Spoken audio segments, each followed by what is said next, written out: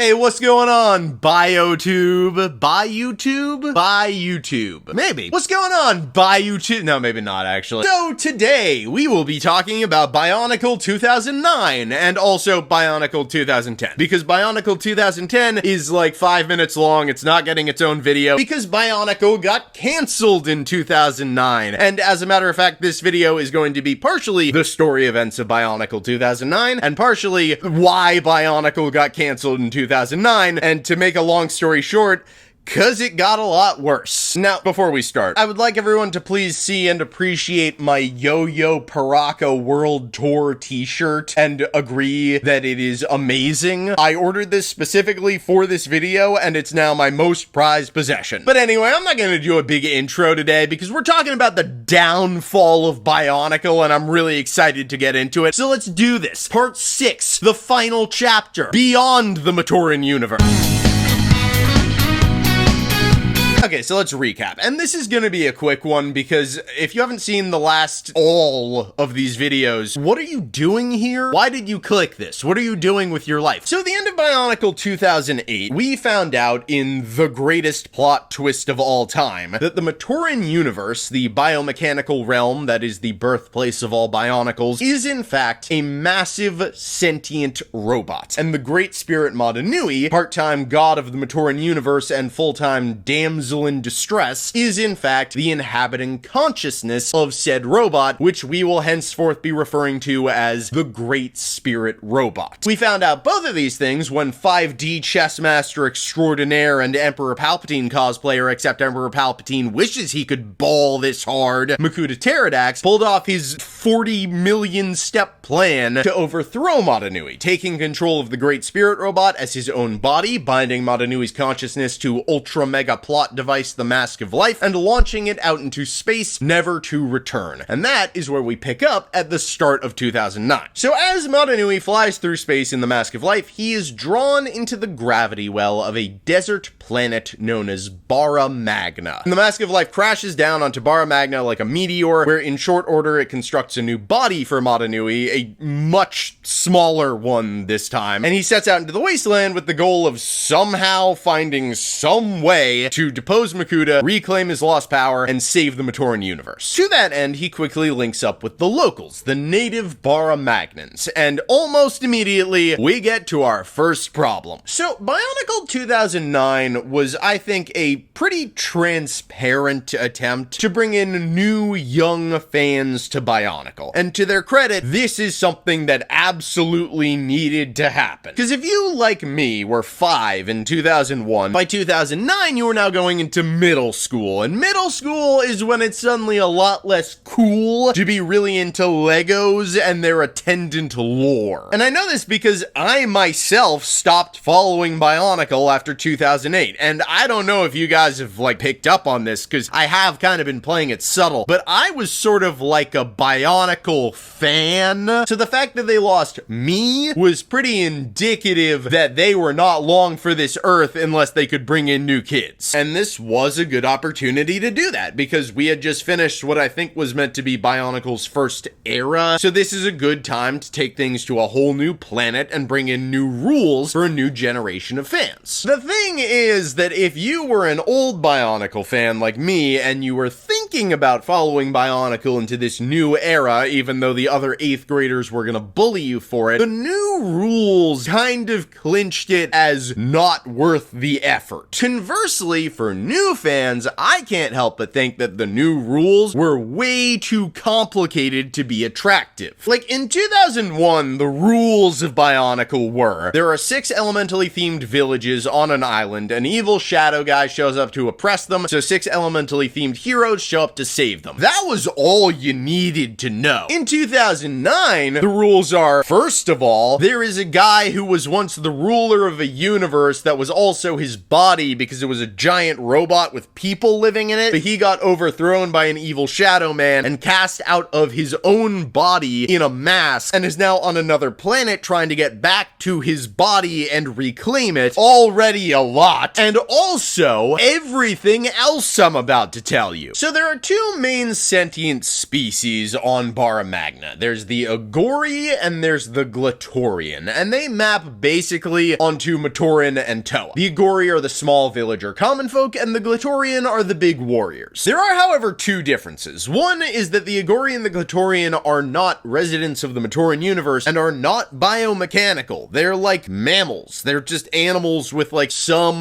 mechanical implants, which I will say makes it weird that we're still building them out of like Bionicle parts. That said, their designs are pretty good. In general, I think this era has surprisingly good designs. We also get a new gimmick alert for this era. Thank God we're back down to just having one. They're called Thornax launchers, and they shoot like a spiky fruit that explodes. It's probably fun to use. It looks kind of cool, but they don't matter. The other difference between the Bara Magnans and the Matoran Universalians, I don't know about that one, but let's go with it, is the precise nature of their role in society. The Agori don't really have any of the child coding that Matoran have historically had. They're just fully adults. They just run the planet. This is their society. And then the Glatorian are not so much heroes as they are, you're not gonna believe this one, gladiators. See, Bara Magna is like a horrible, inhospitable wasteland, or at least has been ever since this conflict 100,000 years ago, so resources are scarce and the different villages kind of have to compete for them. But war between the villages over these resources is not practical because the losses incurred in a war would be way worse than any potential gains. So instead, the villages have the Glatorian System, wherein whenever any two of them have a dispute, they send a champion into the arena to represent them, and whoever wins in the ring wins the war. Now, the Glatorian System is confusing because it's like wildly inconsistent. Like, each village can only afford to have 2 active Glatorian, but there are way more than 2 for each village Glatorian, like, on Bara Magna, and I don't know what the hell those guys do all day because nobody's paying them to fight. And also there's Agori who are like fight promoter recruiter type guys, and their job is to recruit new Glatorian, but like how and why and for who? And that's not even getting into the ages of the Glatorian, because like there's this one Glatorian named Gresh, and he's like a rookie Glatorian. Everybody calls him Kid because he's such a rookie Glatorian, and he's a rookie because he was too young to fight in the conflict 100,000 years ago, but he was alive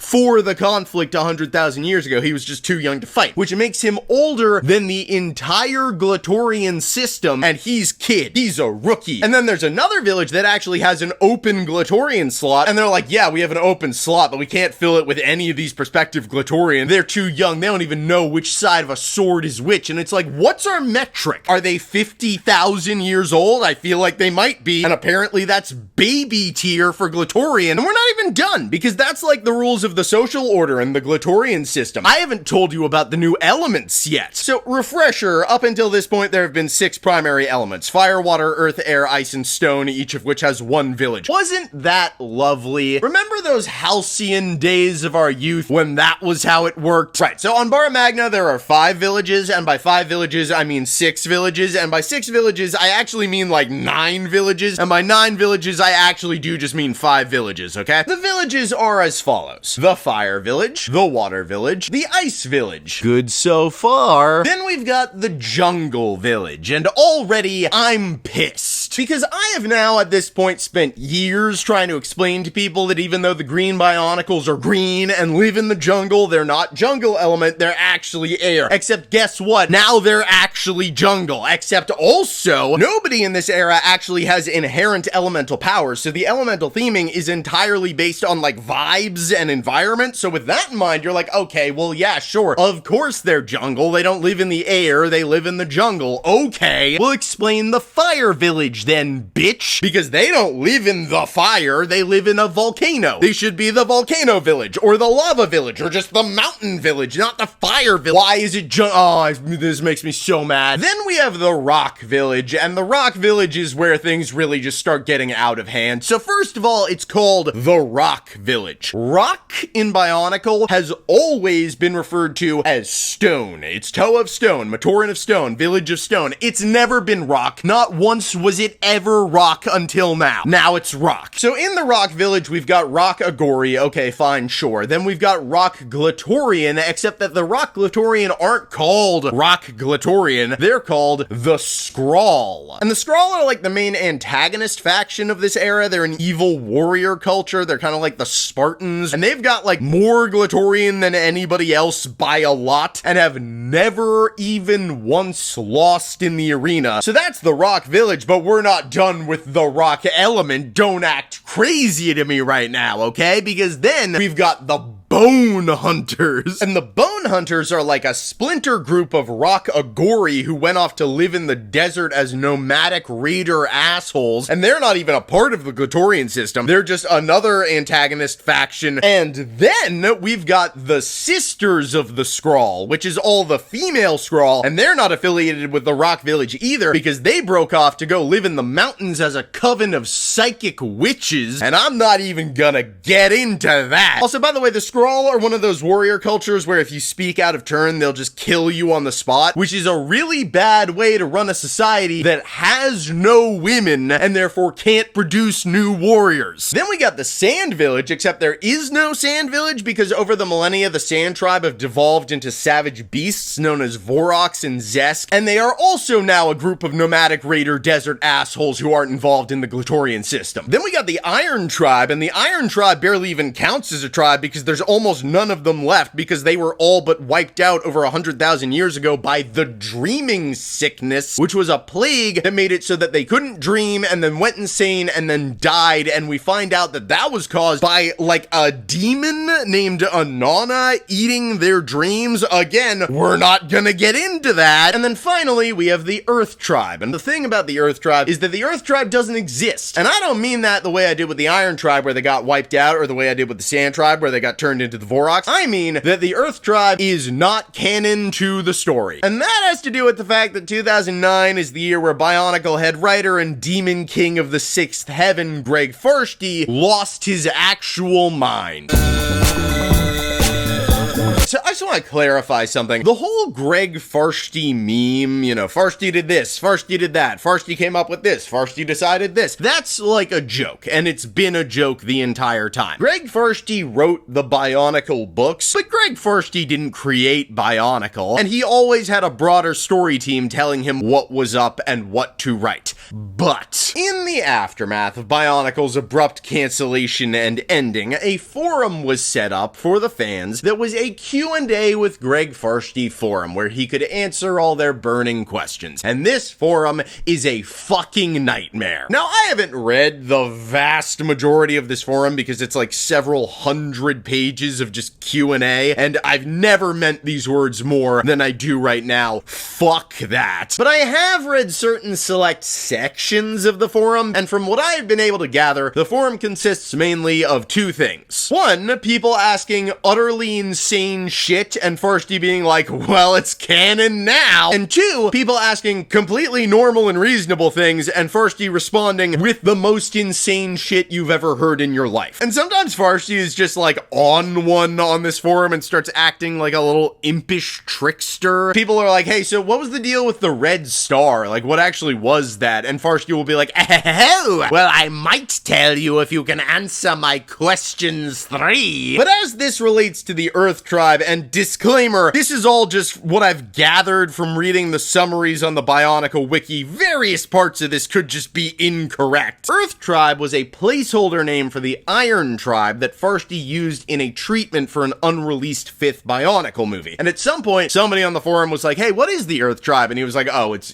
just like a placeholder. It actually isn't anything. And then years later, somebody else asked him about the Earth Tribe, and he was like, oh, the Earth Tribe's a thing, bro. Here's an entire backstory story on the Earth Tribe. And somebody in that thread is like, so is this like canon now, or like what's going on? And Farshtey genuinely was like, well, there's no one here to stop me anymore, so yeah, it's canon, bitch. And then years after that, somebody else asked him about the Earth Tribe again, and he said, and I quote, there isn't much point in paying attention to it in terms of anything canon. And then went on to clarify that it was never his intention to retcon anything that the broader story team said. Why would you even think that he would want to do that? That would be crazy. And so, says the Bionicle wiki, the canonical status of the Earth Tribe is disputed. So anyway, that's the elements. Fire, water, ice, jungle, rock, which has 4 subsets, sand, which isn't called sand, iron, which is almost extinct, and earth, which doesn't exist. I will remind you that they thought that 5-year-olds were gonna be completely up to speed on at least most of this. So, like, I feel like my case is basically made in terms of all of this being both alienating to old fans and not attractive to new fans. The 2009 soft reboot thing, yeah, it did need to happen. It was a good idea, but it didn't work. And as a matter of fact, I think it was a non-insignificant contributor to the cancellation of Bionicle. But speaking of things that old fans like, in all of this new Bara Magna lore, there is one thing that is critically important to our understanding of the Bionicle universe. One last lore drop, one last great reveal. Intergalactic planetary! So you may have clocked that I said that the conflict that rendered Bara Magna a horrible, inhospitable desert happened 100,000 years ago. And if you've been paying attention, you'd know that 100,000 years is something of a significant number in Bionicle. So I'm gonna tell you a little story. Once upon a time, there was a planet called Spherus Magna. And on Spherus Magna lived the Agori and the Glatorian, although they weren't actually called Glatorian yet because they weren't gladiators yet. They were just like tall guys. And among the Glatorian, there was a special class of scientist kings that ruled over the planet, and they were known as the Great Beings. Yeah, those great beings, the precursor super gods of the Bionicle universe. They were Glatorian. And for untold millennia, the great beings reigned and everything was perfect and peaceful and awesome and great beings. But then they got bored. They didn't want to do the whole government thing anymore. They wanted to focus entirely on their science, so they decided to delegate. And they created the 6 Element Lords, powerful beings that would run the villages in their stead.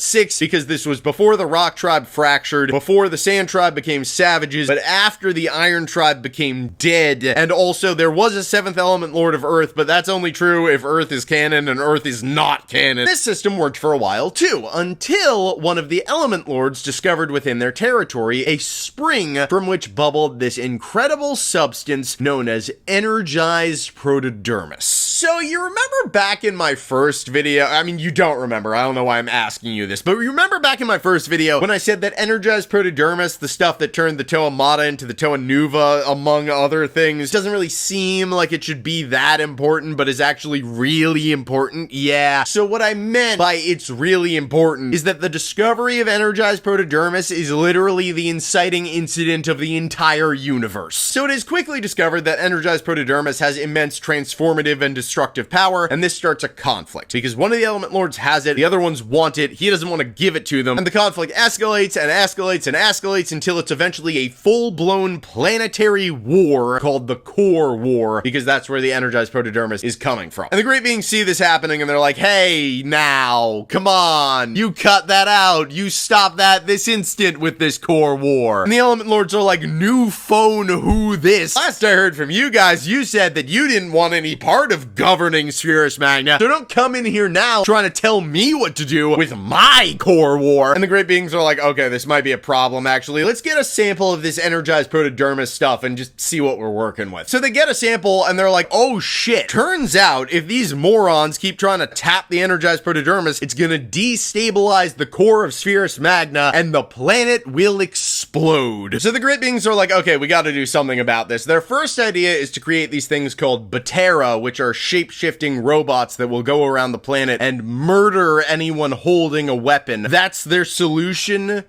to the war. So that doesn't work, but they do have a plan B. Plan B is to create a massive spacefaring vessel that is going to go out into the cosmos and observe other, like, alien cultures and figure out what went wrong on Spherus Magna and how they can do better. Which, I mean, like, I feel like it's actually very simple. You know, greed, tribalism. The only guys that actually knew what they were doing abdicated responsibility so that they could fuck around in their wizard towers forever. Don't know that we had to build an arc ship to figure that one out. And then once the vessel has acquired this extremely obvious answer, it will circle back around, use its technology to repair Spherus Magna, and then build a new, better society. Note, by the way, that the idea of, like, stabilizing the core of Spherus Magna was apparently never even on the table. For being godlike omnipotent scientists, the great beings sure are dumb as fuck. But although this craft that the great beings are making will not save Spherus Magna in the short term, it will carry on its spirit. And so they christen it Great Spirit, or in the programming language of the craft, Mata Nui, a gargantuan sentient robot manned by a legion of biomechanical workers. And that is the true nature of the Matoran universe and Mata Nui's mission. So the Great Spirit robot lifts off just before the shattering, in which Spherus Magna fragments into 3 pieces. The biggest piece becomes the desert planet of Bara Magna, one of the smaller pieces becomes the ocean moon of Aqua Magna, and the other smaller piece becomes the jungle moon of Boda Magna, and presumably, like, thousands, if not millions, of Agorian Glatorian died in the shattering when their planet exploded, but we don't ever get a number on that, so, like, But basically, all the survivors ended up on Bara Magna, except for some who ended up on Boda Magna, but we don't talk about Boda Magna because everything associated with Boda Magna is stupid, and then nobody knows where the great beings went, they just kind of disappeared. Anyway, the next 99,000 years of the Bionicle timeline, all the way up through the Metro Nui era, take place in space, while Mata Nui is flying through the universe, apparently observing alien cultures, which is crazy, and we never see or hear about any of them. And at the end of this 99,000 years, Mata Nui has apparently learned whatever lesson the great beings wanted him to learn, and is circling back around to Spherus Magna to repair it when Makuta triggers the Great Cataclysm and casts him into slumber. And with the robot system suddenly dormant, it crash lands onto the ocean moon of Aqua Magna, which is why the Matoran universe has been at the bottom of the ocean this entire time. And we spend the next 1,000 years of the timeline, basically everything we've talked about, on Aqua Magna. Quick side note, by the way, about Aqua Magna. We are told multiple times, so like this is not a typo, this is not a mistake, this is canon fact, that the Great Spirit robot, Mata Nui's body, is 40 million feet tall. And to give you some context on that number, the diameter of planet Earth is about 42 million feet. And this utterly fucks the scale of the entire Bionicle universe. Because, like, the Great Spirit robot stands up on Aqua Magna, right? And we see, at least in this picture, that the ocean comes up to, like, mid-shin height. And that's gotta be bare minimum 2 million feet. Earth's ocean, at its deepest point, is like 36,000 feet, and the entire crust of the Earth isn't even 1 million feet. So how fucking big is Aqua Magna, where the ocean is 2 million feet deep? And even if you don't want to use this picture, you can use this picture, which is even more insane. It's like, oh my god, how fucking big is this moon? And that's the thing, dude. This is a moon! Look how much bigger Bara Magna is. Think about Spherus Magna. Spherus Magna was all 3 of these things combined. I don't think that terrestrial planets can actually even be that big scientifically. And I see you in the back right now rolling your eyes and being like, oh my god, no, you're just being pedantic. It's Bionicle. People shoot fireballs. It's not even real. Okay, well, riddle me this then, fucker. Why did they give us a number at all? If Lego had just been like, the Great Spirit robot is quite large, nobody would have had a problem with that. There's nobody who would have been like, but exactly how many feet is it? Who cares? Who gives a shit how many feet it is? It's big. That's all we needed to know. And if you are gonna insist on giving us a number,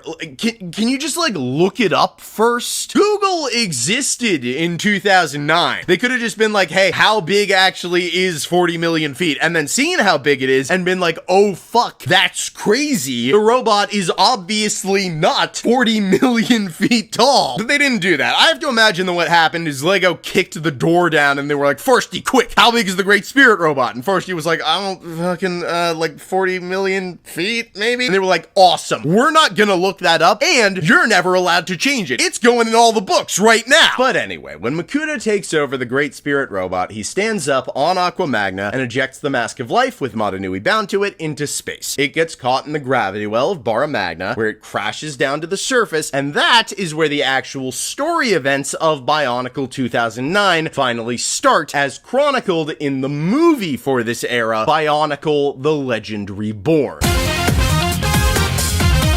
Okay, so I want to be kind of even-handed when I talk about Bionicle: The Legend Reborn.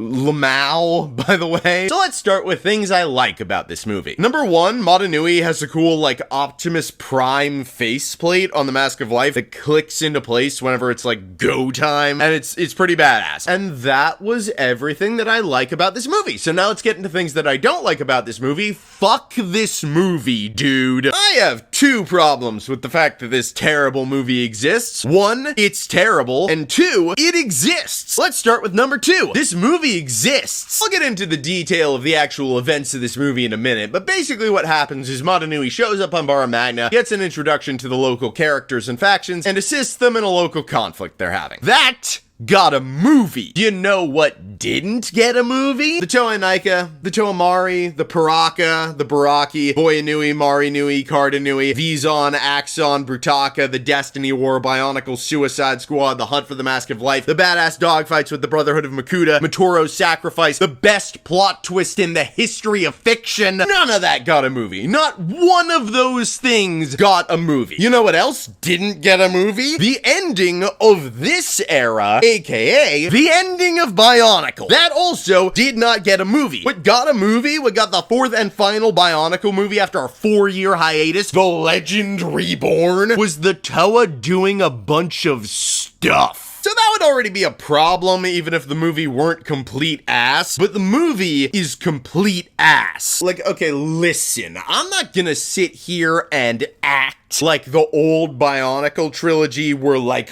good movies. I feel like my cards are on the table from last time in terms of not being nostalgia blind about all of this, so I'm not gonna say that. But what I am gonna say is that this movie makes those movies look like they were really good. Like, yeah, the trilogy wasn't great, but it had, like, an art style, cinematography, character designs, background designs, fight choreography, a story, and, like, yeah, none of that stuff was up to a super high bar of quality, but it did have those things, whereas with this new one, no. We honestly don't even have time for me to talk about everything that I hate about this movie. The story is nothing, the protagonists suck, the antagonists suck, the voice acting ranges from adequate to whoever did the character designs for Bionicle: The Legend Reborn, I don't like that I have to say this to you, I don't feel good about it, but I do feel like I have to say this to you. You're bad at your job.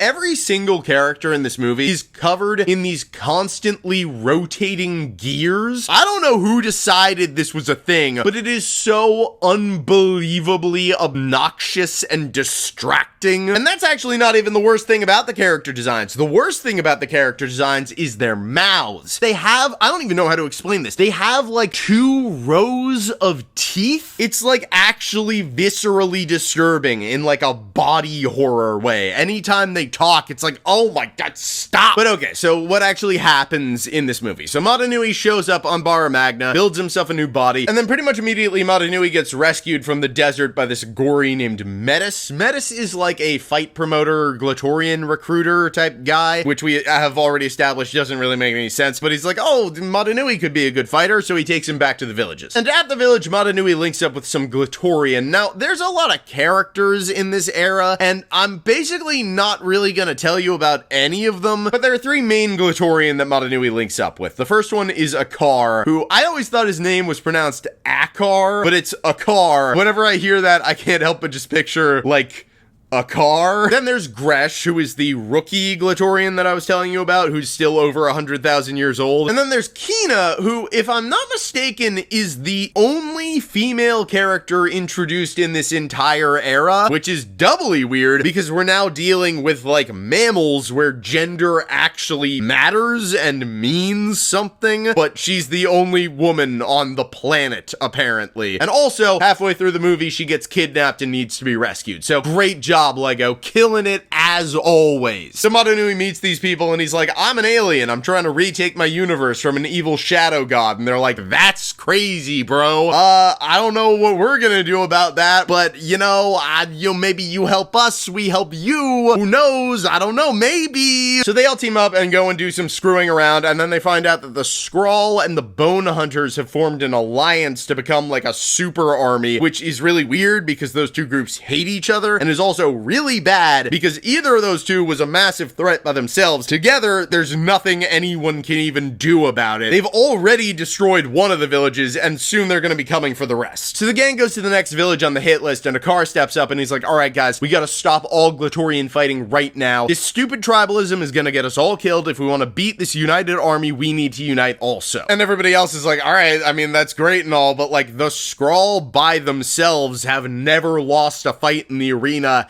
ever. Even if we team up, what makes you think we have any chance at all? And then Madanui is like, oh, well, actually, I can use the Mask of Life to awaken the dormant elemental powers of a Glatorian. That'll give us an edge in this fight. So the fire guys now actually have fire powers, and the water guys have water powers, and the jungle guys have air powers. The jungle guys get air elemental powers. Why are they the jungle guys if they have air powers? Why are they not air? Pick a fucking lane, Bionicle! So for the first time in over 100,000 years, all four villages that aren't evil are united under one banner, and they start prepping their defenses for this incoming attack by the combined army. But while they're doing this, Kina and this Agori named Miserix, who has like been around but you do not care, get kidnapped by the Skrull. And Madanui's like, okay, all you other Glatorian, your place is here defending your village. I will go by myself and I will rescue them. So Madanui pulls up to the Skrull camp and he's like, I challenge your leader to single combat unless he's too pussy to face me. And their leader, who is this big dude named Tuma, is like, yeah, okay, I'll fight you. And Madanui wins this fight, which doesn't make any sense, because Madanui has never been in a fight in his life until this week, whereas Tuma's entire thing is war. But hey, we do gotta remember that Madanui got trained by a car for like 3 days, a car who, let's remember, has never beaten a Skrull in combat, because nobody has, but those like 3 days of training were enough to make Madanui strong enough to take down their leader one-on-one. So Madanui defeats Tuma, but then Metis shows up. Metis, the Agori that tried to recruit Madanui at the beginning of the movie. He comes out doing a dead-ass slow clap, and everybody's like, oh, it's you! You're the traitor! You united the Bone Hunters and the Skrull under one flag! And Metis is like, yes, I did! And once we conquer the whole planet, I'm gonna rule unopposed over both of them. Which is something that just cannot possibly work out for him long term, because like, he does have dirt on the Skrull because they got driven out of their homeland in the mountains by the Batera. Remember the anti-war murder bots that the Great Beings made? And he's the only one that knows how to pacify the Batera, which is just don't be holding a sword. But like, he has to realize that eventually they're gonna figure that one out. And Metis is like, I don't care that you beat Tuma, kill this guy. But then all the other Glatorians show up to help out in the fight, and they're still outnumbered, but they win by combining their elemental powers. I'm not even kidding. We're still doing this. This is at least the last time that it happens. So the combined army disperses, and Metis tries to escape, but Madanui catches him and uses the power of the Mask of Life to turn him into a snake. This is not the first time that this has happened. The Paraka also got turned into snakes. Weird that it's happened more than once. And Madanui's like, now everyone will see you for the punk-ass, snake-ass, broad-ass guy. And Metis is like, I'll get you next time,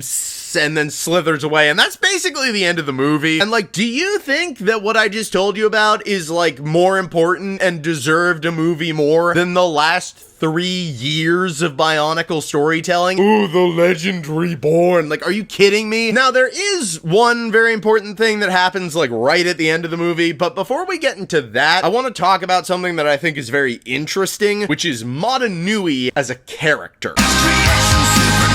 So the thing about Madanui as a character is that going into this era, we have absolutely no frame of reference for who he is as like a person. We don't know what he's like. So this is kind of a really cool opportunity for LEGO because they can characterize him any way they want. And the way they choose to characterize him is like really close to being something really cool and then isn't at all. The characterization that we get for Madanui is that he was like an arrogant god king, but then he was humbled by being overthrown by Makuta, and he wants to get back to the Matoran universe to save his people. But the way this is presented is weird, and I think it's best epitomized by his first scene. So basically, the very first thing that Madanui does upon arriving on Bara Magna is actively notice and avoid squishing a bug. And in terms of behavior that arrogant gods wouldn't do, that's like the absolute peak, right? So right out of the gate, he appreciates and cares for creatures lesser than himself. And then shortly after that, he turns the beetle into like a shield and uses it to win a fight. And then he says to it, "Before today, I have never needed help from anyone or anything." And to that I say, go fuck yourself, Madanui. What do you mean you never needed help? This entire story has been Madanui comatose and or dying while everyone else in the universe scrambles to help him because he needs help. I can think of 2 dead Toa and about a billion Borok that are gonna disagree with you on this one, my man. So this is like the most arrogant thing he could possibly say, right? But it's not framed that way. He never comes back to this and is like, actually, no, I was wrong. I've definitely been needing help. I really should save my people because they've been helping me out. So like, is he arrogant or is he not arrogant? Because we never see him struggle with his arrogance in any way. We only ever hear him talk about how he regrets being arrogant, but he also says this. So like, what the fuck is this guy? And what's frustrating is that there is such a cool opportunity here that they didn't take, because imagine if Madanui showed up on Bara Magna and he was an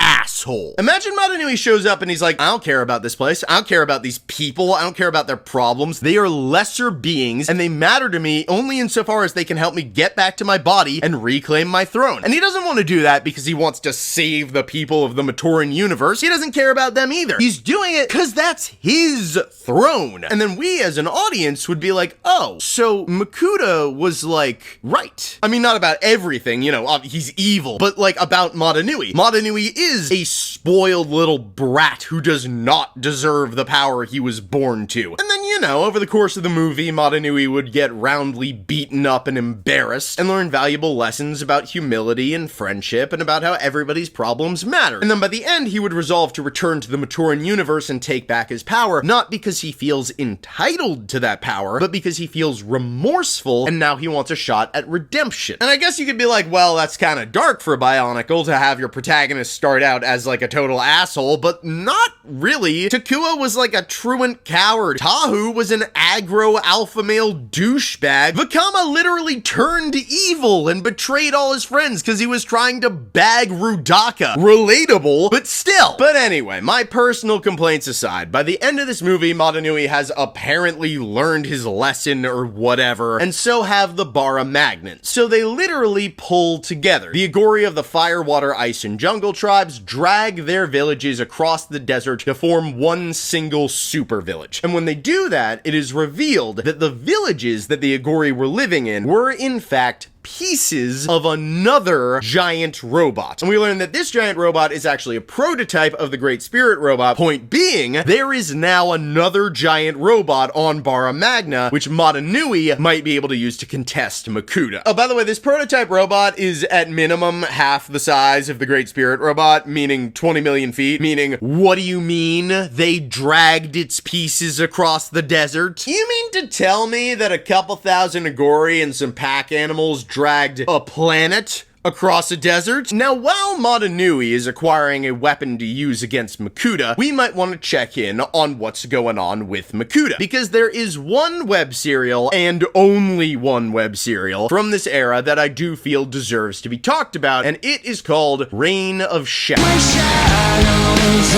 So back on Aqua Magna, Makuta is now in control of the Great Spirit Robot, but the Great Spirit Robot is kind of a complicated piece of machinery, so it's taking him a little bit of time to figure out the controls, but once he does, he's gonna fly out into space and use it to conquer the entire galaxy, because being god of a planet-sized robot is baby mode. That's step one. Makuta wants it all. So in the meantime, while he's figuring that out, his Rakshi army polices the universe, while various pockets of scattered resistance try to fight back. And one of the people fighting back is Leiwa, the Toanuva of air, who is on his way to recruit Artaka, the ruler of Matoran Heaven, to join the fight. But Artaka sends him a telepathic message where he's like, I'm not gonna help you. But you know who will help you is Trencrom, aka Bionicle Cthulhu. So Artaka teleports Leiwa to Trencrom's island, and Trencrom is like, yeah man, for sure, I can help you. I just need one thing from you, which is switch bodies. And this sounds very sinister, like this sounds like a bad thing, but it turns out actually that Trencrom is the real hero of this story. And he's like, you know, I feel like I should want revenge for the great beings betraying me and locking me in a rock for 100,000 years, but I kind of don't. I honestly do feel responsible for this universe, and I'm gonna help save it. So to that end, he travels to Metro Nui and heads down to the core processor, which is like the brain of the Great Spirit Robot, and he gets there at the same time as a bunch of other people, most of which I'm not even gonna get into like who they are and why they're there. The one I am gonna tell you about though is Toa Tuyet. So Greg Farshtey has like a thing for Toa Tuyet. Tuyet, if you don't remember, was a Toa on Metro Nui who had this thing called the Nui Stone that made her super powerful, and she was crazy and evil and tried to take over the universe, but she was defeated and then sent to the pit and then died, and you'd think that death would be the end of her story, but no. Greg Farshtey has now taken 3 separate opportunities to bring this crazy bitch back from the dead. The first time was when Matoro brought her back as a zombie, the second time was in that Dark Mirror web serial from last time, and the third time is now, where it turns out that the Tuyet that died in the pit, that wasn't the real Tuyet. The real Tuyet, the Order of Mata Nui wanted to study so they could find out more about the Nui Stone, so they put her in like a pocket dimension for observation and grabbed an alternate Tuyet from another dimension and put that one in the pit as like a decoy, and now the real Tuyet is back in our dimension, and she doesn't really like do anything in this web serial. It's just wild to me that she's back for a third time. I actually found out while recording this video that in the podcast episodes that were just readings of the web serials, Tuyet was voiced by Greg Farshtey's wife, so I'm pretty sure that this is just pure nepotism at this point. Anyway, everybody starts arguing over the core processor. Some people think that they should destroy it, thereby killing everyone in the Matoran universe, but potentially saving the galaxy, while other people think they should leave it intact so that Mata Nui can maybe get it back, and Trencrom just ignores this entire conversation. He just walks into the corner and sends like an email to the Mask of Life, which that's gonna matter later. And then everybody starts actually trying to kill each other, but then Artaka teleports into the room, and he's like, all right, everybody shut up, stop trying to kill God. Trencrom, did you send that email? And Trencrom is like, yeah, I sent it. And Artaka's like, okay, great, get the hell out of here. And Trencrom is like, you got it, and starts walking away, and Artaka is like, without Leiwa's body, you dick. And Trencrom is like, oh, come on, man. You're really gonna play me like that? I sent the email. Just let me keep the body. And Artaka's like, no, have faith that Mata Nui will reward you when this is all over. Which, by the way, spoiler alert, he fucking doesn't. At the end of all of this, Trencrom ends up getting murdered off screen. And like, I actually feel bad for him because, hey,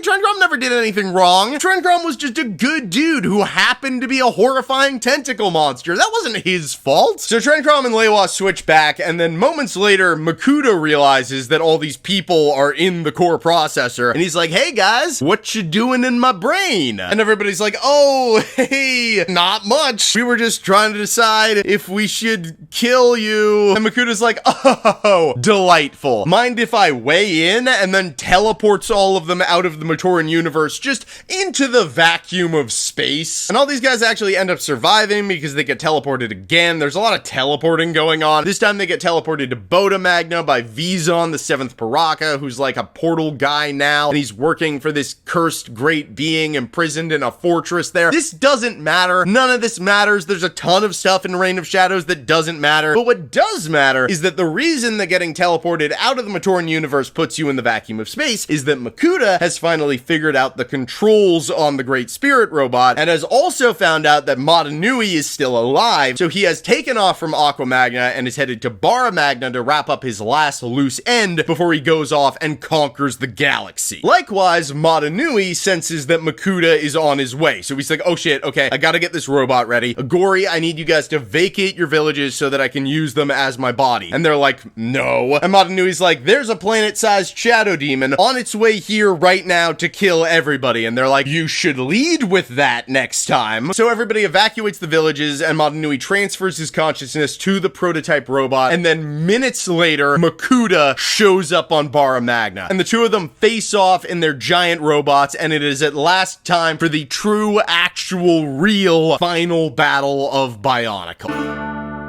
The moment has arrived for fighting. So Makuta shows up on Bara Magna and immediately starts talking big shit to Madanui, just hitting him with bars, right? So they banter for a little bit, and then it becomes clear that this is gonna become a fight, and the battle starts, and predictably, it's pretty awesome. Like, it's two gigantic planet-sized robots beating the shit out of each other with punches and laser beams. It's gonna be cool. But it quickly becomes obvious that Madanui has no chance in this fight. He's in a smaller, weaker robot with an unstable power core, so the Glatorian on the ground are like, guys, Madanui's losing, we gotta get in there, we gotta help him out. Which is an insane thought to even have. Because imagine you saw a kaiju battle happening and you were like, yo, Big Zill, tag me in, I got this, let's jump him. So they rush the Great Spirit robot with the plan of like getting inside and attacking from there. But before they can even do that, a hatch opens in Makuta's foot and his armies come pouring out into the desert. And they engage with the Glatorian and it's a really bad situation, they're outnumbered, but then the allied forces of the Matoran universe come pouring out, all the Toa and all the other members of the resistance, and they join the fight, and it becomes this massive war on the ground while the two titans battle in the sky. It's pretty sick. I'm gonna be honest, it's pretty badass. And in this huge battle, the main person we're following other than Madanui is Tahu, the Toa Nuva of Fire, who in the midst of the fighting receives a vision from the Mask of Life. Remember how Trencrom sent that email to the Mask of Life? Yeah, that's gonna be responsible for saving the universe. Trencrom saved the universe. Justice for Trencrom. And in this vision, the Mask of Life is like, okay, Tahu, I'm gonna do two things for you. One is I'm gonna devolve you back from a Toa Nuva into a Toa Mata. And Tahu was like, bro, what the fuck? This is the battle for the fate of the galaxy. What are you doing? And the Mask of Life is like, okay, first of all, shut up. Secondly, the reason that I'm doing that is because you need to be in your original state for some reason to use the other thing that I'm about to give you, the Golden Armor. A quintessential Deus Ex Machina with no explanation and no lore behind it whatsoever that is going to help Tahu win this fight. So Tahu has the golden armor, but before he can use it to do anything, a stray energy blast from the giant mecha battle hits near him, and it scatters the golden armor into 6 pieces all across the battlefield. So Tahu has one, Takanuva the Toa of Light has one, but then the other pieces just get picked up by like randoms. Now, the reason that this happens is that the last set the Bionicle ever came out with was called Bionicle Stars, and I think it was supposed to be like a greatest hits collection of Bionicle. So it had like a new Tahu design and a new Takanuva and a Rakshi in a new color we'd never seen before. But then it just had like a Skrull and a Paraka, but like not even like one of the Paraka, and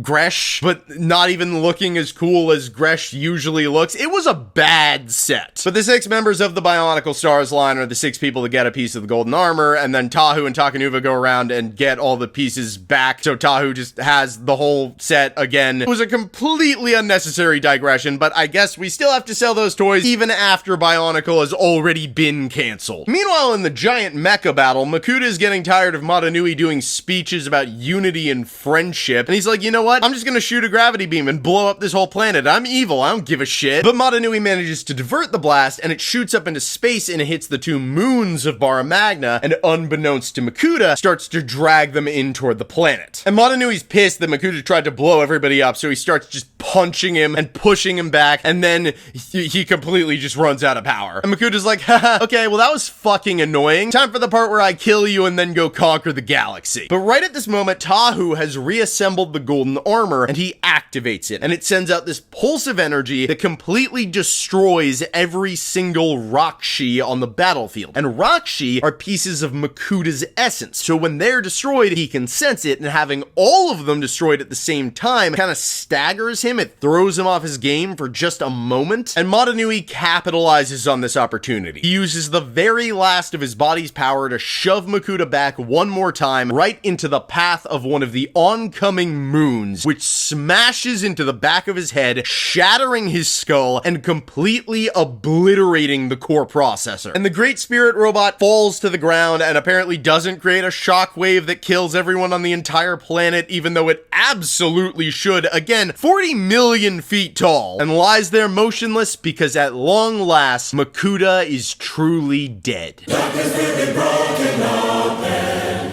shattered by the crimson lightning.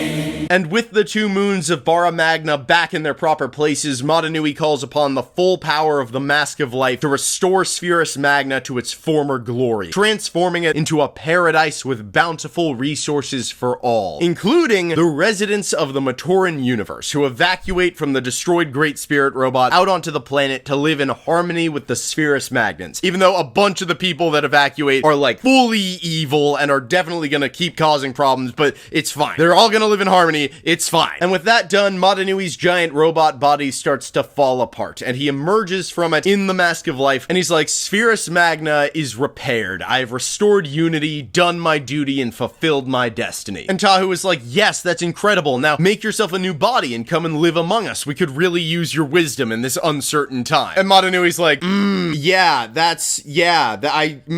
thinking, no.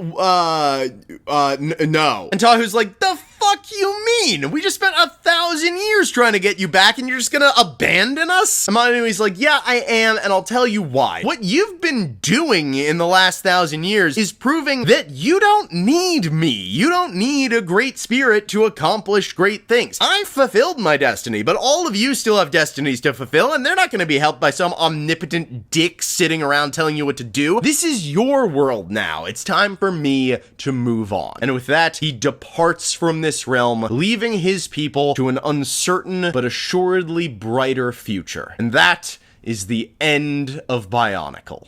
I mean, that's not actually the ending of Bionicle, because there's like 3 more web serials after this, and 2 of them aren't even finished. I think Farshtey was like trying to keep it going, and then Lego either stopped paying him or was just like, stop doing this. And these web serials are fucking crazy. One of them is about the dream demon that killed the Iron Tribe. One of them is about Kopaka and Pohatu going to the Red Star, which it turns out is the Matoran afterlife. One of them is about how there's a great being who's been disguised as a Matoran this entire time. It's this Matoran named Velika. I actually mentioned him like 4 episodes ago, but you don't fucking remember that. And we don't even find out that it's Velika in this web serial because the web serial was never finished. We only even know that because Greg Farshtey said it on the stupid forum. And Velika wants to rule Spherus Magna, so he's going around killing all the strongest people on the planet, including Trencrom. Justice for Trencrom, dude. Trencrom never did anything wrong. Trencrom saved the universe, bro. But all this is just bullshit. It's all stupid post-game Bionicle content. It's not even worth me telling you about, because, like, what am I even supposed to tell you about? None of it was finished. Am I supposed to just tell you about what Farshtey said would have happened on the forum? No, that's stupid. None of this matters. This is the ending of Bionicle. Now, at this point, I feel like I should somehow wrap this all up. Like, I should have some kind of conclusion. The problem is that last time when I was talking about the twist, that's when I talked about, like, the value of Bionicle, its quality as a story, why it deserves to be remembered, all that kind of thing. So I'm not gonna do that again, because, like, why? Instead, I want to wrap this all up by posing a question. Completely setting aside any sort of business or financial reasons for the cancellation of Bionicle, should the story of Bionicle have continued after this point? Short answer, no, it should not have. Now prepare for the long answer. Don't stop moving, get Okay, so there are really two questions at work here. There's should Bionicle have kept going, and there's could Bionicle have kept going, and those are not the same question, because the answer to that second one, could it have kept going, is yeah, for sure, 100% it could have. There were like a million plot threads they could have followed. I'm not saying there was nowhere for this story to go. I'm saying that it didn't earn the right to go there, and that's because this ending that we just got is not a good ending. I'm willing to give certain benefits of the doubt to this ending. I think it's pretty clear that the abrupt cancellation of Bionicle forced them to rush this ending, and that they weren't sure to what degree, if any, they might be able to continue the story after this point, and that justifies to me why virtually not a single character in this entire story gets not just a satisfactory conclusion, but any kind of conclusion. They didn't have time to wrap up the storylines of all 10 million of their characters, and even if they did, they weren't sure if this might be able to continue, so what would be the point? That excuses almost every single character, but there is one that it doesn't excuse even a little bit, and once again, it all comes back to Makuta. See, here's the thing. I think you can make a pretty solid argument that Makuta is the main character of Bionicle. Because think about it, Makuta is essentially the only character who is actually doing something in every single era of Bionicle. His will and his actions are the driving force of the entire story. He's not getting sidelined every 2 years so we can focus on some new batch of Toa and sell their toys. He is the consistent element. And what's more, Makuta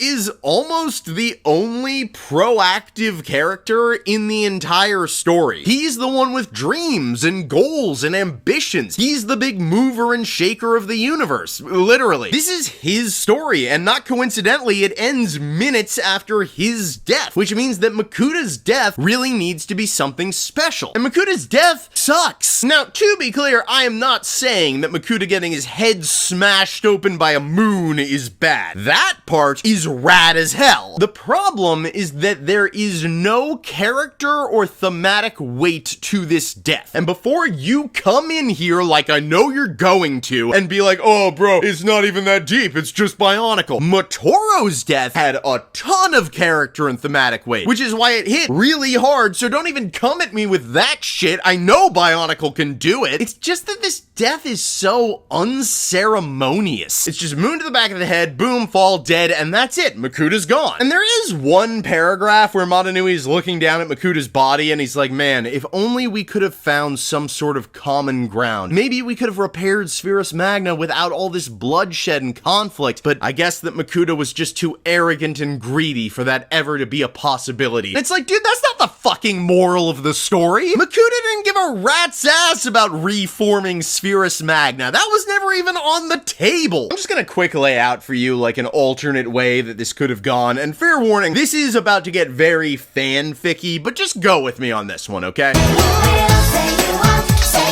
So in this version of events, everything goes down basically the same, up through Makuta getting hit with the moon, and he falls down, and then there's a line where it's like, oh, you know, the core processor is so damaged, Makuta's trapped in there, and he's gonna die for real. He's not gonna pull another trademark Makuta not death, but he isn't dead yet. So Madanui and Makuta have time for one last exchange, and Makuta actually gets some final words. And how I imagine this goes is Madanui starts off, and he's like, listen, man, you're super evil. You've done a lot of really evil shit. It had to come to this, but I am sorry that it had to come to this. You served me loyally for 15,000 years, and all you got in return was scorn and hatred and mistrust. You should have gotten the praise and the recognition you deserved, and that's on me, and I'm sorry. You know, maybe there's a moment where Makuta takes this in and he's actually emotionally affected by it, but then, you know, he's Makuta, so he turns around and he's like, okay, man, well, that's great that you're saying that now, because you know what's about to happen? You're gonna go down there and you're gonna be hailed as their savior after you beat the bad guy, and they're gonna love you and worship you and sing songs in your honor, and you're gonna rule over them for all eternity, because that's the only thing you really want, isn't it? At the end of the day, you and I are exactly the same. We are both narcissistic assholes who only care about our power and our throne and being worshipped, and the only difference between us is that you were born with everything you could ever ask for, whereas I had to fight and scheme and struggle to get what I was due, and yet somehow I'm the bad guy here. And then Motunui would be like, yeah, man, you know what? If I go down there and I do that, that would make me just like you. But that's why I'm not gonna do that. I'm abdicating my power. And then Makuta would be like, that's even worse. You know what's gonna happen if you let those people self-govern? Exactly what happened on Spherus Magna the first time. They're gonna fall to greed and tribalism and their petty bullshit, and it's gonna end in war and destruction and death. And you know why? It's because these people that you've been fighting so hard to save, they're not people. They are cogs in a machine. They are workers with a purpose to fulfill. And without a great spirit, without a superior being to serve, they are nothing. They are made to be ruled over. And then Motunui would be like, no, you know what, Makuta? That's where you're wrong. They are not just our slaves, they are people, and they can learn, and they can change, and they can be better than they were yesterday, and they can choose their own destinies. They're not just mechanical, they're bionicle.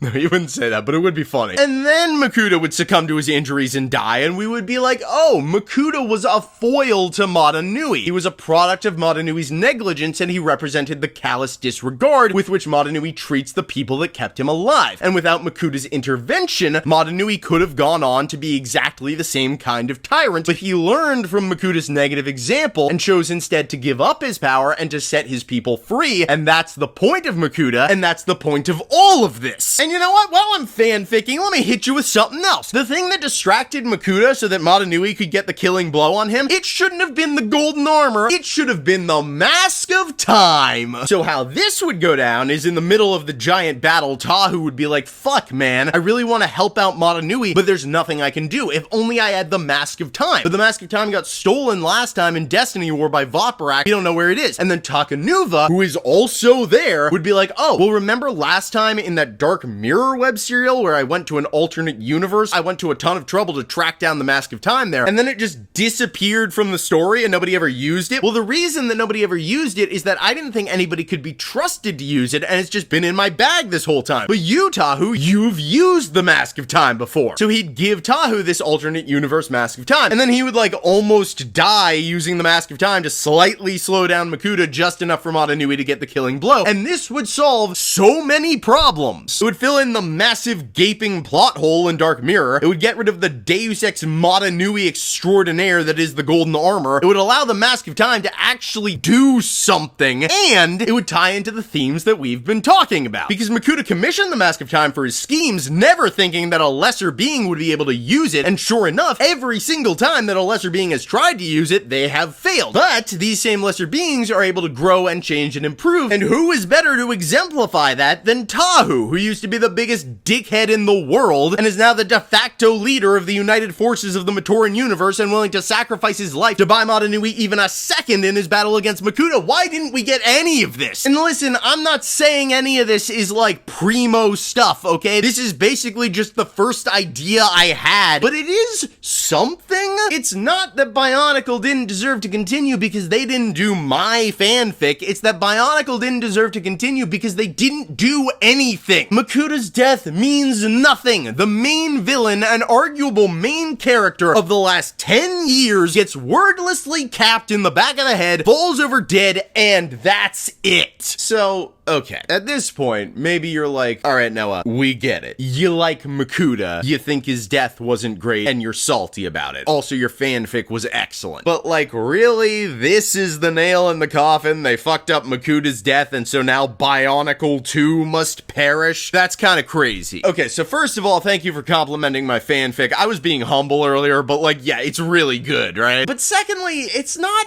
really about the fact that Makuta's death was bad and this ending was bad, although it was, and it was. It's about the fact that they had 10 years and the greatest plot twist of all time to build up to this ending, and they still couldn't stick the landing. And that being the case, what makes us think that if Bionicle were to continue, it ever would have had a good ending? Like, honestly, if Bionicle had continued for another 10 years, do we really think that in 2020 they would have hit us with a truly satisfying conclusion? Because I find that to be wildly unlikely. I think if Bionicle kept going, what would have happened is it would have just kept wrapping itself up in an endlessly expanding Gordian knot of lore and getting more confusing and more complicated and losing more fans until it just sort of faded out of existence with a pathetic whimper. And I think that because that sort of is what happened, and they didn't even need 10 more years. Like, I know that I said I was gonna give the ending of Bionicle a pass because it was rushed, but I'm kinda not, because yeah, it was rushed, but we had post-game web serials, and if we're gonna have those, why were they like introducing all this new lore and bringing in new plot threads instead of just like making the ending less rushed? Those web serials could have been about what life is like on the new Spherus Magna, which Matoran Universe residents became friends with which natives, what happened with all the Matoran Universe's villains, whether any of them were reformed by working with the Tella. There were just so many questions that could have been answered, and arcs that needed to be tied up, and characters that needed an ending, and we didn't get any of that. And part of me wants to blame Greg Farshtey for this, be like, oh, Farshtey shouldn't have written this, he should have written something else, but I really can't. It's not Greg Farshtey's fault that he wanted to continue a story that he spent 10 years of his life on and clearly cared deeply about. No, I think if we're gonna put the blame on someone, it's us. It's the Bionicle fans, because like, this is what we wanted. We already know that Bionicle 2009 didn't really bring in new fans. If it did, it wouldn't have been canceled. So the people still hanging on at this point must have been die-hard, lifelong Bionicle fans. And they didn't want Bionicle to have a good ending because they didn't want Bionicle to end. They didn't want Bionicle to be better. They just wanted Bionicle to be longer. And listen, Bionicle fans in the audience, I don't want you to think that I don't get it. I also will associate Move Along by the All-American Rejects with the Toei Naika until my dying breath, okay? I understand why you wanted Bionicle to keep going. I even understand why there are people that want Bionicle back even now. Why there are still active Bionicle communities. Why there are still people trying to make Bionicle fan games in like the last couple of years. But